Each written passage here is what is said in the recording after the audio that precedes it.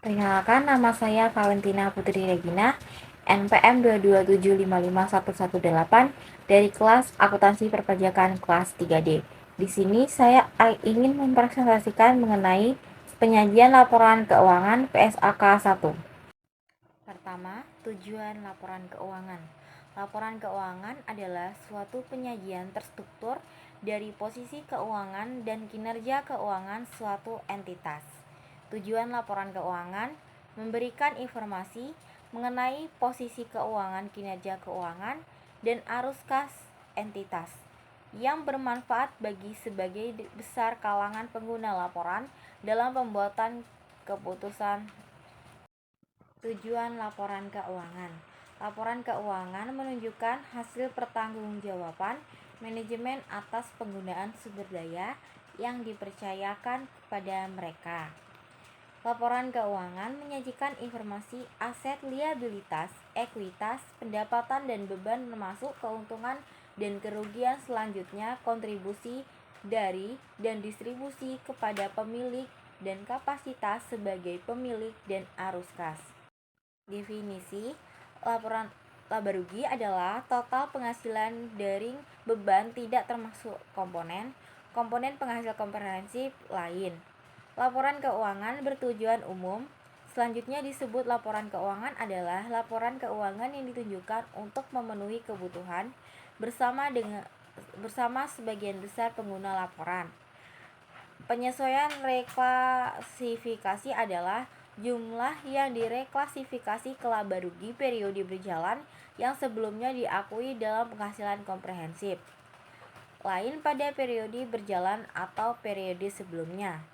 Standar akuntansi keuangan atau SAK adalah pernyataan dan interpretasi yang diterbitkan oleh Dewan Standar Akuntansi Keuangan Ikatan Akuntan Indonesia serta peraturan pasar modal untuk entitas yang berada di bawah pengawasannya. Komponen laporan keuangan.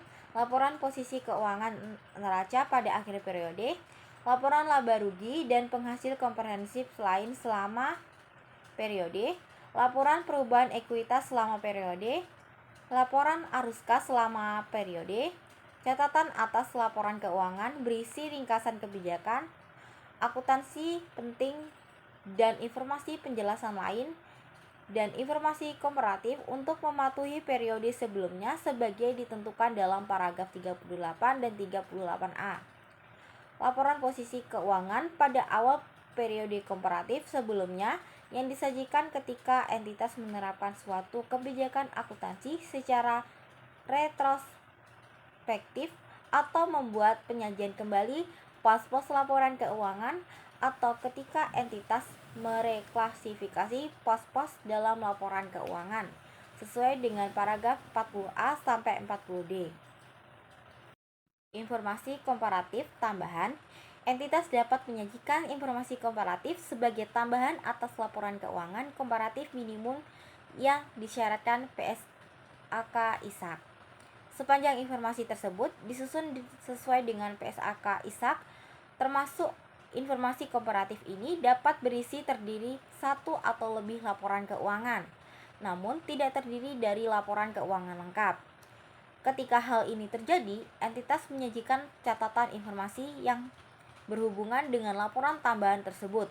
Misalnya, entitas dapat menyajikan 3 laporan laba rugi dan penghasilan komprehensif lain, atau sehingga menyajikan periode berjalan, periode sebelumnya, dan 1 periode komparatif tambahan. Entitas tidak disyaratkan untuk menyajikan 3 laporan posisi keuangan, 3 laporan arus kas, atau 3 laporan perubahan ekuitas, yaitu laporan keuangan komparatif tambahan. Entitas disyaratkan menyajikan dalam catatan atas laporan keuangan informasi komparatif yang terkait dengan laporan tambahan atas laporan laba rugi dan penghasilan komprehensif lain. Berikut ini adalah contoh posisi dari laporan posisi keuangan. Laporan posisi keuangan. Informasi minimal yang disajikan dalam laporan keuangan dapat ditambahkan jika penambahan tersebut relevan. Penyajian dalam line sendiri atau dalam notes tergantung dari materialitas informasi tersebut. Pembedaan aset lancar dan tidak lancar serta liabilitas jangka pendek dan jangka panjang. Pajak tangguhan tidak boleh diklasifikasikan sebagai jangka pendek.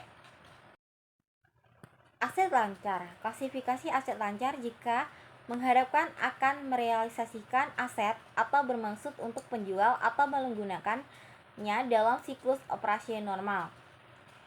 Memiliki aset untuk tujuan diperdagangkan, mengharapkan akan merealisasi aset dalam jangka waktu 12 bulan, serta pelaporan atau kas atau setara kas PSAK 2 laporan arus kas kecuali aset tersebut dibatasi pertukarannya atau penggunaannya untuk menyelesaikan liabilitas sekurang-kurangnya 12 bulan setelah periode pelaporan. Entitas mengklasifikasikan aset yang tidak termasuk kategori tersebut sebagai aset tidak lancar. Liabilitas. Liabilitas keuangan yang dibiayai kembali yang akan jatuh tempo dalam waktu 12 bulan setelah periode pelaporan diklasifikasikan sebagai liabilitas jangka pendek jika pembiayaan kembali bukan merupakan diskresi entitas atau kesepakatan pembiayaan kembali diselesaikan setelah periode pelaporan. Pelaporan perjanjian utang yang mengakibatkan kreditur meminta percepatan pembayaran, maka liabilitas tersebut disajikan sebagai liabilitas jangka pendek meskipun kreditur mengizinkan penundaan pembayaran selama 12 bulan setelah tanggal pelaporan, tetapi persetujuan tersebut diperoleh setelah tanggal pelaporan. Penghasilan komprehensif lain. Penghasilan komprehensif lain berisi pos-pos penghasilan dan beban termasuk penyesuaian reklasifikasi dan tidak diakui dalam laporan laba rugi sebagaimana diisyaratkan atau diizinkan oleh SAK.